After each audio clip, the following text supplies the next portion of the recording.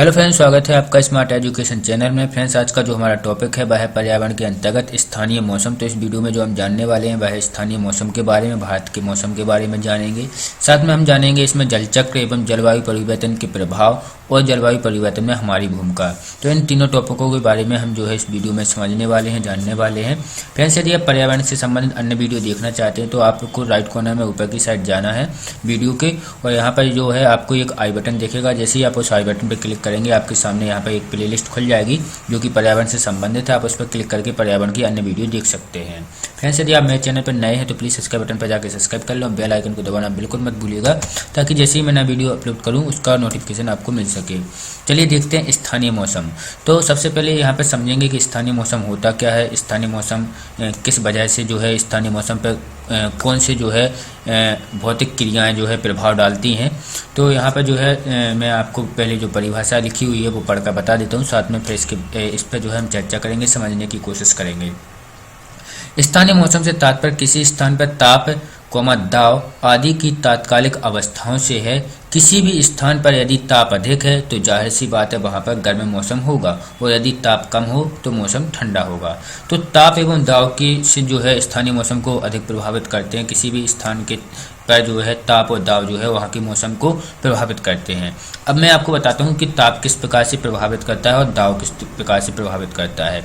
दाब के लिए जो है ताप भी इम्पोर्टेंट होता है, क्योंकि जहाँ पर ताप अधिक होगा वहाँ पर दाब कम होगा। तो आपको ये तो आपको जानते हैं कि ताप जहाँ पर होगा वहाँ पर गर्मी होगी, गर्म मौसम होगा, और जहाँ पर ताप कम होगा वहाँ पर ठंड होगी। तो इस प्रकार से मौसम तो आप ताप के जरिए समझ सकते हैं, लेकिन दाब के जरिए कैसे आप समझेंगे। तो मैं आपको बता दूं कि जो गर्म हवाएं होती हैं वो हल्की होती हैं, मतलब वहाँ पर जो है दाब कम होगा। गर्म वायु दाब किसे कहते हैं, जो वायुमंडल द्वारा हमारे ऊपर लगाया जाता है, प्रभाव डालता है, उसे हम दाब कहते हैं। तो जहाँ पर गर्म हवाएं होंगी, ताप अधिक होगा तो वहाँ पर गर्म हवाएं होंगी, गर्म हवाएं होंगी तो वो हल्की होंगी, अर्थात वो ऊपर की तरफ उठेंगी, तो वहाँ पर दाब कम होगा। और जहाँ पर ठंडी हवाएं होंगी या ठंडा मौसम होगा तो वहाँ पर दाब अधिक होता है। तो मैं आपको बता दूं कि दाब जो है हवाओं के लिए बहुत ज़्यादा इम्पोर्टेंट होता है, हवाओं के चलने के लिए इम्पोर्टेंट होता है।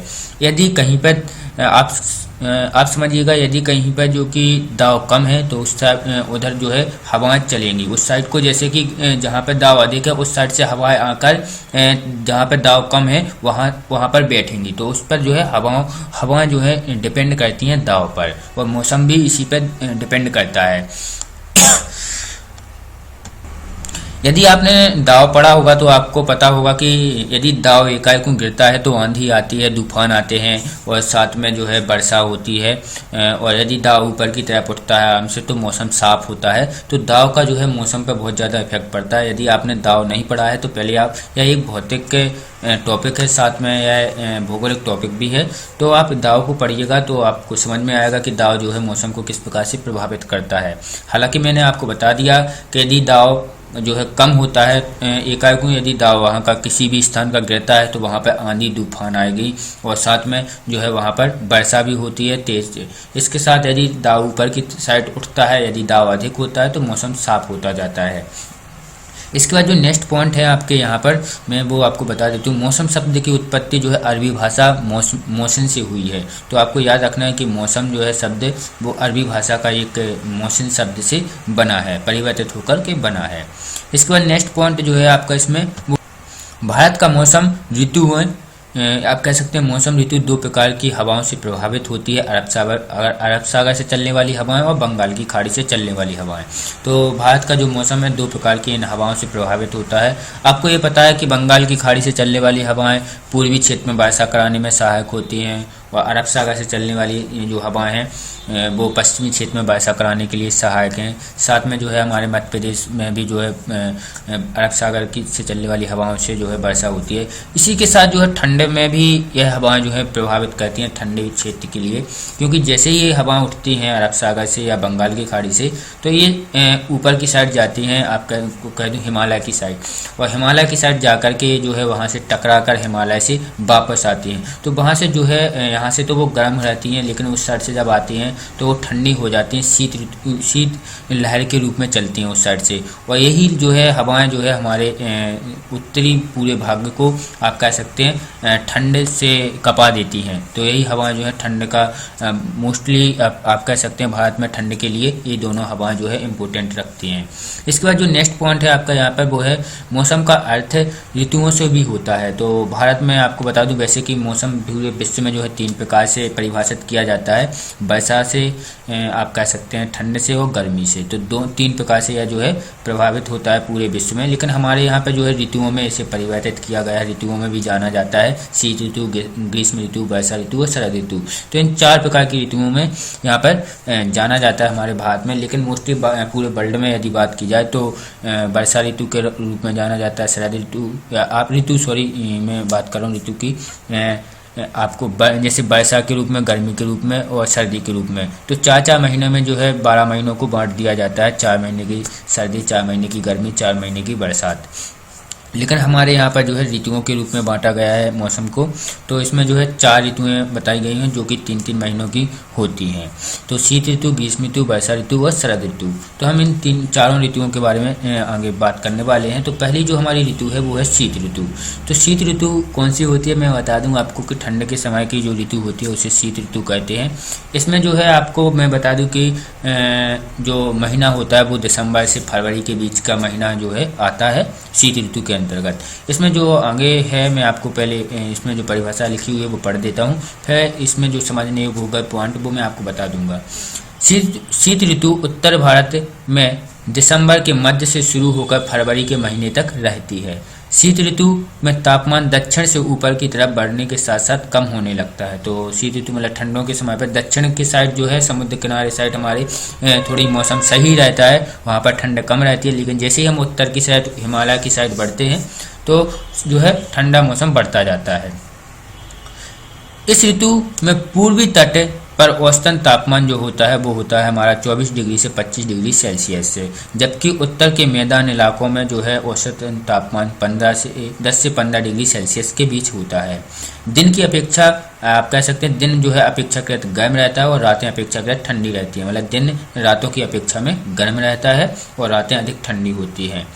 शीत ऋतु में उत्तरी इलाकों में कोहरा, हिमालय के ऊपरी ढालों पर बर्फबारी सामान्य सी बात है। तो शीत ऋतु में जो है कोहरा हमारी साइड छाता है और साथ में हिमालय की यदि बात की जाए तो हिमालय की साइड जो है बर्फबारी होती है। इसके बाद जो इसमें आगे लिखा हुआ है वो है आपका, इस मौसम में देश में उत्तर पूर्वी व्यापारिक पवनें प्रबल चलती रहती हैं या प्रबल रहती हैं। इस समय पर जो है उत्तर पूर्वी जो व्यापारिक पवनें हैं वो प्रबल होती हैं। ये पवनें जमीन से समुद्र की ओर बहती हैं। तो आपको याद रखना है कि ये पवनें जो है जमीन से समुद्र की ओर बहती हैं। शीत ऋतु में आप कह सकते हैं पवनें जो हैं या हवाएं जो हैं जमीन से समुद्र की ओर बहती हैं और इसलिए देश के ज़्यादातर हिस्सों के लिए यह शुष्क मौसम होता है। इन हवाओं की वजह से तमिलनाडु के तटीय इलाकों में शीत ऋतु में कुछ वर्षा होती है। देश के उत्तरी भाग में इस समय उच्च दाब का क्षेत्र विकसित हो जाता है। तो जैसा कि मैंने आपको बताया उच्च दाब वहाँ पर होगा जहाँ पर ठंडा होगी या ठंडी हवाएं होंगी, तो वहाँ पर उच्च दाब बनता है। इस मौसम में आसमान आमतौर पर साफ रहता है। तापमान जो है आप कह सकते हैं तापमान और आर्द्रता कम होती है। हल्की हवाएं चलती हैं। उत्तर के मैदानी इलाकों में पश्चिम और उत्तर पश्चिम में चक्रवाती विक्षोभों का प्रभाव इस मौसम में की विशेषता होती है। इन्हें पश्चिमी विक्षोभ भी कहा जाता है। निम्न दबाव वाली ये प्रणालियाँ भूमध्य सागर और पश्चिमी एशिया के ऊपर बनती हैं और पश्चिमी प्रभाव के साथ भारत में प्रवेश करती हैं। इसके कारण उत्तर के मैदानी इलाकों में शीत ऋतु में बारिश होती है और पहाड़ों पर बर्फबारी भी होती है। वास्तव में उत्तरी भारत की तुलना में भारत के प्रायद्वीपीय इलाकों में शीत ऋतु के दौरान समुद्र के समकारी प्रभाव के कारण तापमान के प्रारूप में मौसम परिवर्तन बहुत कम ही होता है। तो जो समुद्र के किनारे का इलाका होता है वहाँ पर जो है मौसम परिवर्तन कम देखने को मिलता है, लेकिन हमारे उत्तरी क्षेत्र में जो है मौसम अधिक परिवर्तित होता हुआ देखने को मिलता है। और मैं आपको बता दूं कि इस समय जो है शीत ऋतु में यदि कोई बारिश होती है तो इस समय ओले गिरने की संभावना संभावना बहुत ज़्यादा अधिक होती है, क्योंकि यह शीत ऋतु का मौसम होता है। तो इस समय जो है बारिश की बूंदें जो है जम जाती हैं और वो ओलों में परिवर्तित हो जाती हैं। तो इस समय जो है किसान को बहुत ज़्यादा नुकसान होता है ओलों से। तो कई जगह जो है बादल इस समय जो है बहुत ज़्यादा गरजते भी है, मैं आपको बता दूं, बहुत ज़्यादा गरजते हैं और साथ में ओलावृष्टि करते हैं, ओला गिराते हैं, जो कि बहुत ज़्यादा नुकसान पहुंचाते हैं। इसके बाद जो नेक्स्ट है आपका वो है ग्रीष्म ऋतु। तो ग्रीष्म ऋतु मोस्टली आप कह सकते हैं कि तापमान वाला या गर्मी वाले मौसम को कहा गया है। यहाँ पर जो लिखा हुआ है वो हम पढ़ लेते हैं। ग्रीष्म ऋतु मार्च से शुरू होती है और जून जुलाई तक रहती है, मतलब जब तक बरसात नहीं आती जब तक रहती है। मार्च में जो है मार्च से बहुत ज़्यादा गर्मी पड़ती है और मार्च से शुरू होती है, जून जुलाई तक रहती है। इस समय ग्रीष्म संक्रांति के कारण आप कह सकते हैं संपूर्ण भारत में तापमान में वृद्धि अनुभव करता है। तो संपूर्ण भारत में जो है वृद्धि हो जाती है तापमान में, तापमान बहुत ज़्यादा हो जाता है। इस मौसम में भारत के उत्तरी और उत्तरी पश्चिम भाग में दिन के समय बेहद गर्म हवाएं चलती हैं, जिन्हें लू कहा जाता है, और बुंदेलखंड में इसे लपट कहा जाता है। मैं आपको बता रहा हूं कि बुंदेलखंड में इसे लपट कहा जाता है और आप कह सकते हो उत्तर भारत में इसे लू के नाम से भी जाना जाता है। इस मौसम में जब स्थल की गर्म और शुष्क हवाएं समुद्र की नम हवाओं से मिलती हैं तो इस क्षेत्र में चक्रवात बन जाते हैं। इन चक्रवातों को मानसून पूर्व चक्रवात कहते हैं। तो मैं आपको बता दूं कि मैंने आपको चक्रवात के बारे में पिछले वीडियो में बता चुका हूं आपको, कि आपदाओं के बारे में बताया था, उसमें चक्रवात के बारे में बताया था कि चक्रवात क्या होता है। और गर्मियों के समय पर भी चक्रवात बनते हैं, लेकिन वह चक्रवात जो है इतने विनाशकारी नहीं होते। आपने जो है अपने एरिया में क्षेत्र में देखा होगा छोटे छोटे जो है चक्रवात बन जाते हैं, जिसमें जो है हवा धूल उड़ती रहती है, साथ में जो है पन्नी वन्नी जो आसपास के जो छोटे मोटे कूड़ा करकट होता है तो वो भी साथ में उड़ता है। तो आपने ऐसे चक्रवात देखे होंगे गर्मियों के समय पर अपने इलाकों में। और बुंदेलखंडों में यदि उसको पता नहीं क्या, मुझे याद नहीं आ रहा, कुछ और बोलते हैं, तो इन्हें जो है चक्रवात कहते हैं। इन्हें आम भाषा में जो है हर जगह पर अलग अलग नाम से भी जाना जाता है। ये बेहद तेज हवाएं होती हैं जो भारी वर्षा और ओलावृष्टि करती हैं। तो चक्रवात जो मैंने आपको बताए थे वो दूसरा चक्रवात है गर्मियों की। जो मैं अभी आपको चक्रवात बता रहा था वो जो है हमारे मध्य आप कह सकते हैं भारत की मैं बात कर रहा हूँ, जैसे उत्तर प्रदेश, मध्य प्रदेश। तो इस जगह जो है छोटे छोटे वो चक्रवात बनते हैं जो मैंने अभी बताए। लेकिन चक्रवात जो है बहुत बड़े भी बनते हैं जो कि समुद्री किनारे के एरियाओं में बनते हैं। तो ये जो है बहुत ज़्यादा तीव्र गति के होते हैं, इनसे बहुत ज़्यादा ओलावृष्टि भी होती है, वर्षा बहुत कराते हैं। तो इनके बारे में जो है मैं आपदा प्रबंधन जो है आपदाओं के बारे में जब मैंने बताया था प्राकृतिक आपदाएं, तो उस वीडियो में जो है मैं बता चुका हूं। यदि आपने वो वीडियो नहीं देखा तो आप देख लीजिएगा, उसमें आपको पता चल जाएगा चक्रवात के बारे में। इन चक्रवातों के स्थानीय नाम नीचे दिए गए हैं। तो इन चक्रवातों के कई स्थानीय नाम होते हैं जो मैंने आपको यहाँ पर नीचे दिए हुए हैं। तो देख लेते हैं कि इन चक्रवातों को कौन से स्थान पर क्या बोला जाता है।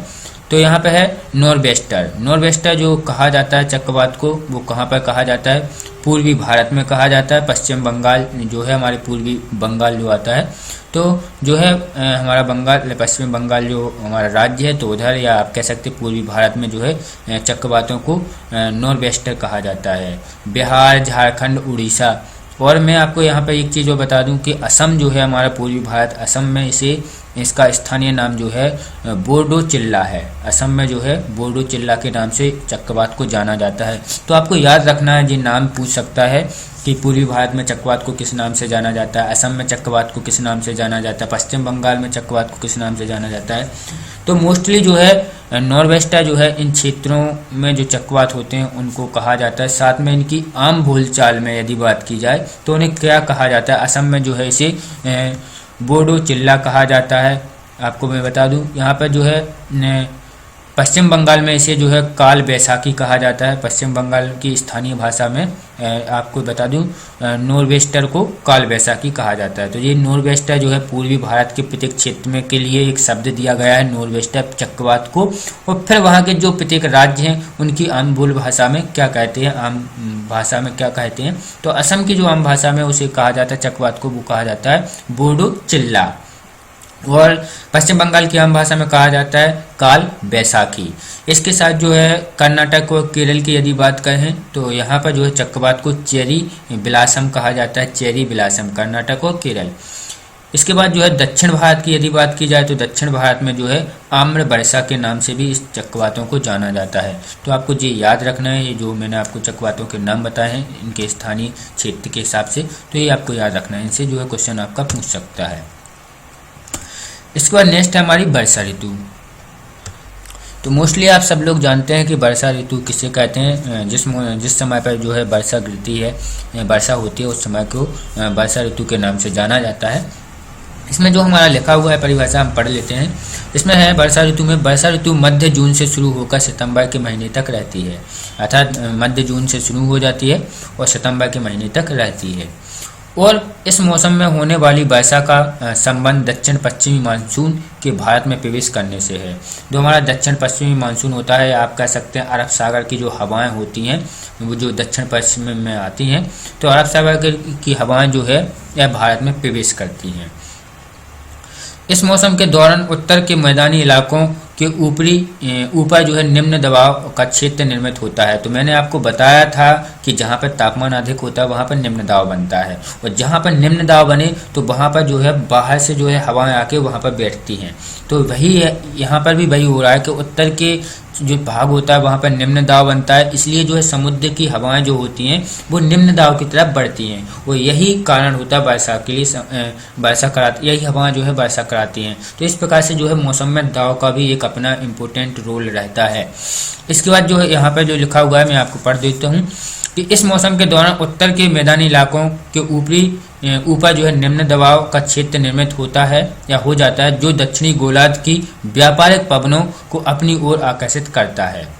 दक्षिणी गोलार्ध की दक्षिण पूर्वी आप कह सकते हैं व्यापारिक पवनें भूमध्य रेखा को पार करती हैं और दक्षिण पश्चिमी दिशा में बहती हुई भारतीय प्रायद्वीप के दक्षिण पश्चिम मानसून के रूप में प्रवेश करती हैं, और भारत में दक्षिण पश्चिम मानसून के आने से मौसम में पूरी तरीके से परिवर्तन हो जाता है।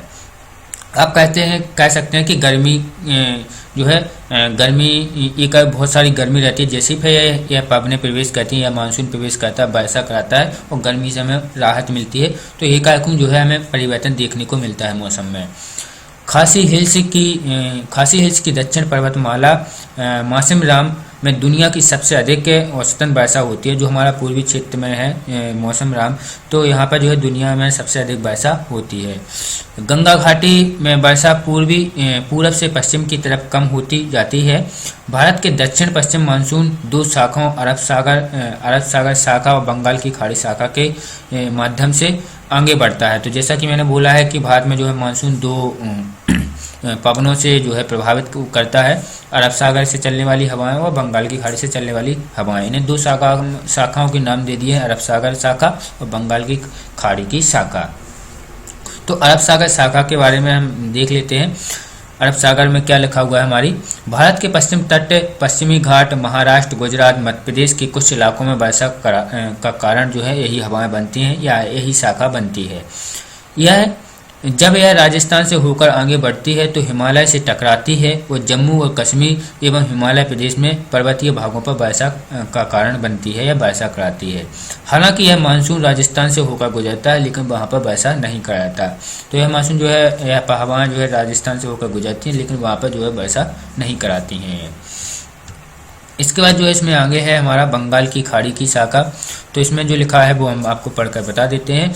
भारत के पूर्वी तट वह उत्तरी पूर्वी भारत से प्रवेश करती है, मतलब भारत के पूर्वी क्षेत्र से या उत्तर पूर्वी क्षेत्र से यह हवा जो है प्रवेश करती है, क्योंकि बंगाल जो है बंगाल की खाड़ी हमारे पूर्वी क्षेत्र में स्थित है। और बिहार एवं उत्तर प्रदेश से होते हुए हरियाणा, पंजाब, राजस्थान पहुंचती हैं, जहां पर यह शाखा अरब सागर की शाखाओं से मिल जाती हैं। तो यह शाखाएं जो है एक दूसरे से आपस में मिल जाती हैं, इस प्रकार से वर्षा कराते हुए यह जाती हैं। इसके बाद नेक्स्ट ऋतु जो है हमारी वो है शरद ऋतु। तो शरद ऋतु में हमारा जो लिखा हुआ है वो मैं आपको पढ़कर बता देता हूँ। शरद ऋतु वर्षा ऋतु के बाद अक्टूबर से शुरू होकर दिसंबर की शुरुआत तक रहती है। तो दिसंबर के मध्य से जो है हमारी शीत ऋतु चालू होती है, लेकिन यह शरद ऋतु जो है दिसंबर की शुरुआत तक रहती है, मध्य तक रहती है आप कह सकते हैं। तो शरद ऋतु वर्षा ऋतु के बाद अक्टूबर से शुरू होकर दिसंबर की शुरुआत तक रहती है। दक्षिण पश्चिम मानसून के धीरे आप कह सकते हैं परे भारत में, सॉरी यहाँ पे कुछ अलग हमने करेक्ट कर दिया, यहाँ पे जो है पूरे था, तो मानसून के धीरे पूरे भारत से वापस जाने की वजह से इसे अक्सर मानसून आप कह सकते हैं निर्वतन की ऋतु कहा जाता है। तो इस समय ये कह सकते हैं निर्वतन का अर्थ है कि मानसून जाने की ऋतु के नाम से भी यह जो है जानी जाती है। तो इस समय जो है वर्षाएं, जो मानसून की जो ऋतुएं हवाएं होती हैं या मानसूनी हवाएं होती हैं, तो इस समय जो है वापस जाती हैं, इसलिए इसे मानसून निर्वतन ऋतु भी कहा जाता है। साथ में इसे शरद ऋतु के नाम से जाना जाता है। इस मौसम में उत्तरी भाग में वर्षा नहीं होती है, लेकिन बंगाल की खाड़ी में कई चक्रवात पैदा होते हैं। तो इस समय जो है उत्तरी भागों में वर्षा नहीं होती, लेकिन बंगाल की खाड़ी में जो है इस समय पे कई चक्रवात जो है पैदा होते हैं। जैसे ये हवाएं समुद्र की हवाएं ठंडी हवाओं से टकराती हैं या ठंडी हवाएं, तो जो है यहाँ पे चक्रवात बन जाते हैं। क्योंकि यह हिमालय से टकरा के यह हवा वापस जाती हैं, तो यह ठंडी हो जाती हैं, और जो हमारे समुद्री हवाएं हैं वो थोड़ी गर्म रहती हैं। यह दोनों हवाएं आपस में मिलती हैं, जिस कारण से चक्रवात का निर्माण होता है। तो इस प्रकार से जो है चक्रवात, बंगाल की खाड़ी में चक्रवात पैदा होते हैं, जो पूर्वी तट के साथ साथ पश्चिम के उत्तर पूर्वी की ओर बढ़ते हैं। वो तमिलनाडु एवं आप कह सकते हैं तमिलनाडु के तट एवं श्रीलंका में जो है वर्षा कराते हैं। तो ये चक्रवात जो है वर्षा कराते हैं तमिलनाडु क्षेत्र हमारा जो हुआ और श्रीलंका, और साथ में यह जो है अधिक तीव्र हो या चक्रवात तो बहुत ज़्यादा नुकसान भी करते हैं, क्योंकि यह जो है बहुत तीव्र हवाओं के साथ चलते हैं। इसके बाद जो नेक्स्ट है आपका यहाँ पर लिखा हुआ है वो है मध्य प्रदेश।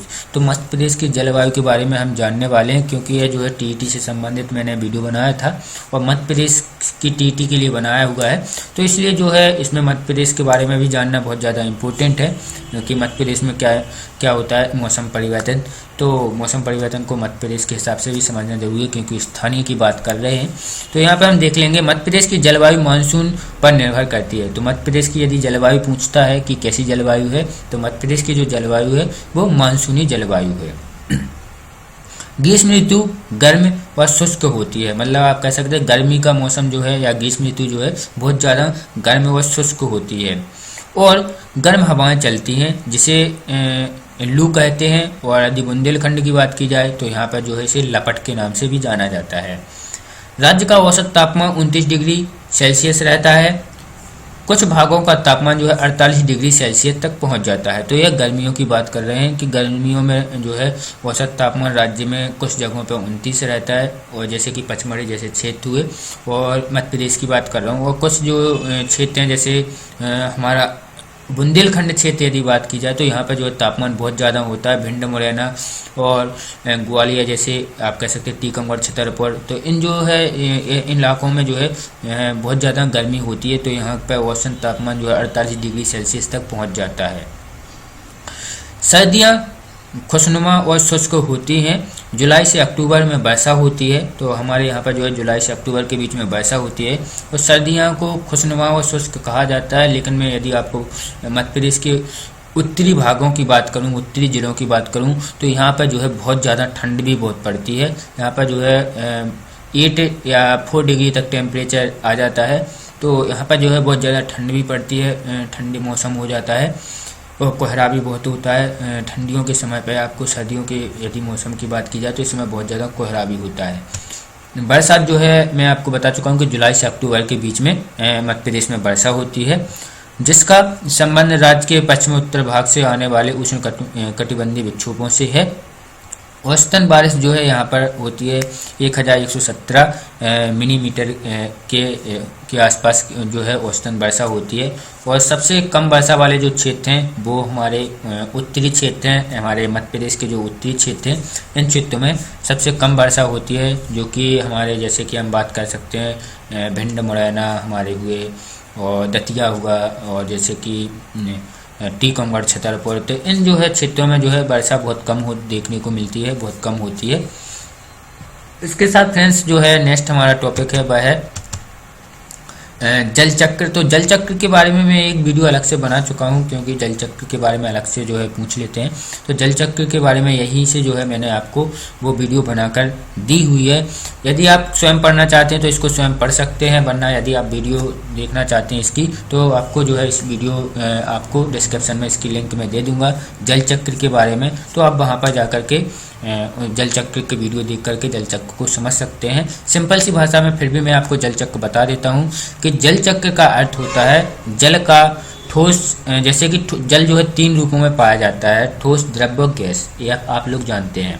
तो जल का जो है एक रूप से दूसरे रूप में परिवर्तित होते रहने जल चक्र कहलाता है। जिस प्रकार से thermodynamic first law of thermodynamics है, एनर्जी के लिए, ऊर्जा के लिए एक लॉ बनाया है। उस लॉ में जो दिया गया है उसमें दिया गया है कि एनर्जी या आप कह सकते हो ऊर्जा को ना ही उत्पन्न किया जा सकता, ना ही नष्ट किया जा सकता है, उसे वह जो है एक रूप से दूसरे रूप में परिवर्तित होती रहती है। अर्थात ऊर्जा जितनी है उतनी ही रहती है, सिर्फ उसका परिवर्तन एक रूप से दूसरे रूप में होता रहता है। उसी प्रकार से धरती पर यदि पृथ्वी पर बात किया जाए जल के बारे में, तो द्रव्य भी जितनी हमारी भूमि पर उपस्थित है इन 3 अवस्थाओं में, तो इन 3 अवस्था में जितना भी जल उपस्थित है उतना ही होता है, सिर्फ इसका जो है रूप परिवर्तित होता रहता है। कभी यह बर्फ के रूप में अधिक होता है, कह सकते हैं बर्फ में होता है, कभी यह भाप में बदल जाता है, कभी यह द्रव्य में बदल जाता है, लेकिन जो है इसकी जितनी भी मात्रा है वह निश्चित रहती है। इसीलिए इसे संरक्षण के सिद्धांत के रूप में भी कहा जाता है, जल संरक्षण के सिद्धांत के रूप में।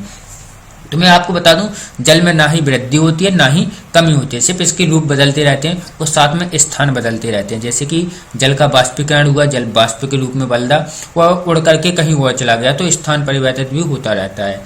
अब यहाँ पर जल चक्र को समझ लेते हैं।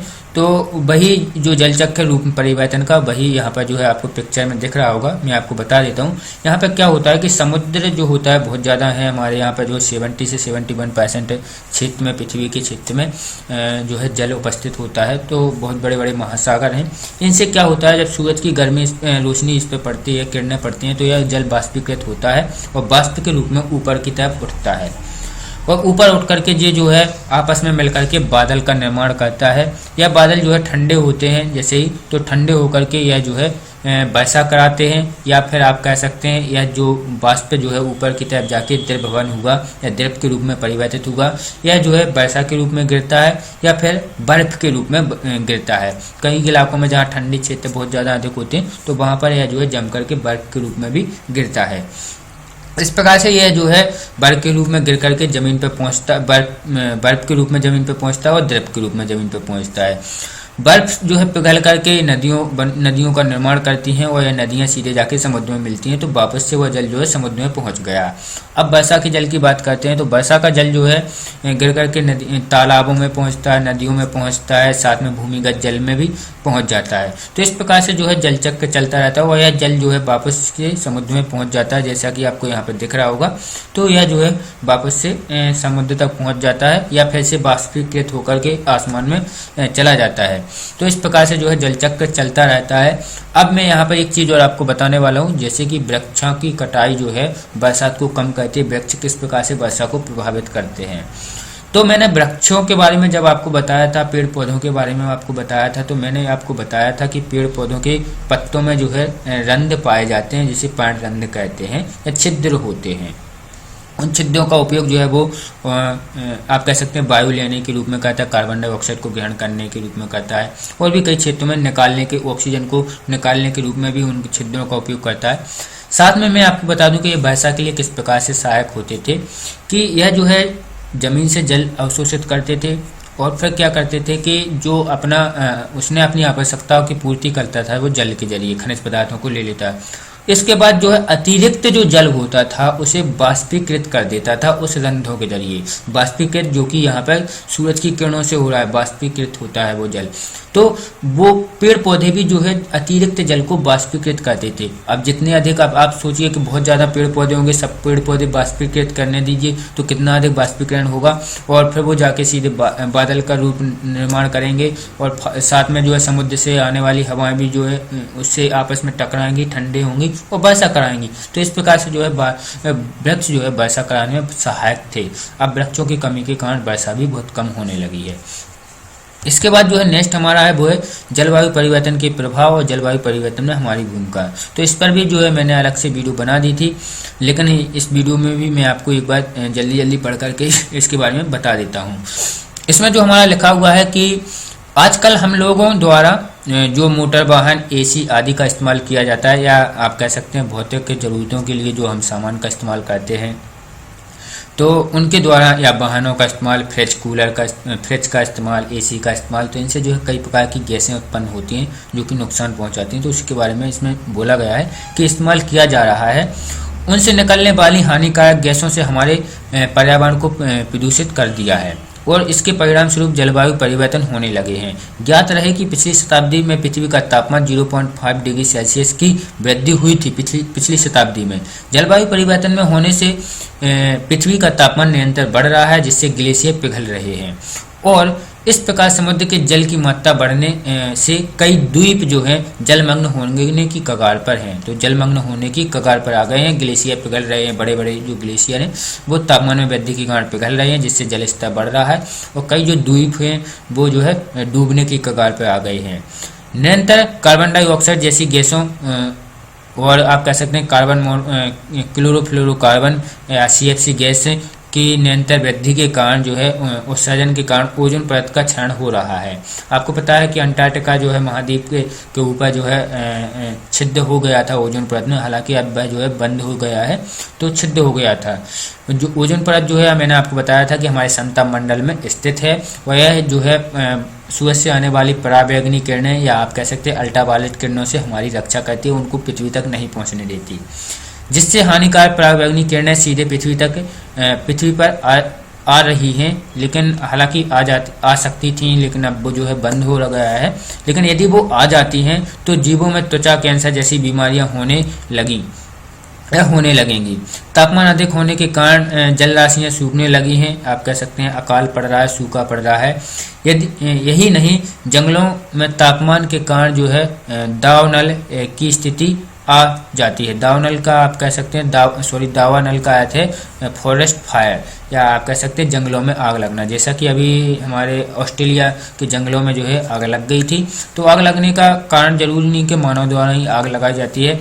यदि गर्मी अधिक होती है, पेड़ पौधे सूख जाते हैं, हवाएं चलती हैं तो वो आपस में घिसते हैं, जिसके कारण जो है आग उत्पन्न हो जाती है। तो इस प्रकार से भी आग लग जाती है, जो कि बहुत ज़्यादा तीव्र गति से फैलती है। यदि वहाँ पर वर्षा कम हुई हो और गर्मी हो तो बहुत जल्दी तीव्र गति से फैलती है, जिससे करोड़ों जानवरों की मृत्यु हो जाती है। ऑस्ट्रेलिया में यही हुआ कि बहुत सारे करोड़ों जानवरों की मृत्यु हो गई, जल गए वो, और साथ वृक्षों भी नष्ट हो जाते हैं या वृक्ष भी कई प्रकार के नष्ट हो गए हैं, विलुप्त हो जाते हैं। वृक्षों की कई प्रजातियां होती हैं जो कि विलुप्त हो जाती हैं। इस प्रकार की आपदाओं को रोकने के लिए हमें प्रकृति का मित्र बनकर रहना होगा। विकास की दौड़ में जहां वनोन्मूलन किया जा रहा है, वनोन्मूलन के बारे में भी मैं आपको बता चुका हूं। आपदा के बारे में जब मैंने आपको अभी मैं वनोन्मूलन के बारे में एक वीडियो बनाकर डालूंगा तो उसमें आपको बता दूंगा। वनोन्मूलन का मैं आपको अर्थ बता देता हूँ। सिंपल सा अर्थ होता है वनोन्मूलन किसे कहते हैं। वनोन्मूलन का अर्थ होता है वृक्षों को नुकसान पहुंचाना, वृक्षों को काटना या उनका उपयोग चारागाह के लिए या आप कह सकते हैं पशुपालन के लिए, खेती के लिए, मतलब किसी भी प्रकार से यदि वृक्षों को नुकसान पहुंचाया जाता है तो उसे वनोन्मूलन कहते हैं। तो आप समझ गए होंगे वनोन्मूलन किसे कहते हैं। तो मैं जहां वनोन्मूलन किया जा रहा है वहीं हमें विकास करने के साथ साथ वनावरण बनाए रखने पर भी ध्यान देना होगा, अर्थात वनों को बनाए रखने पर भी ध्यान देना होगा।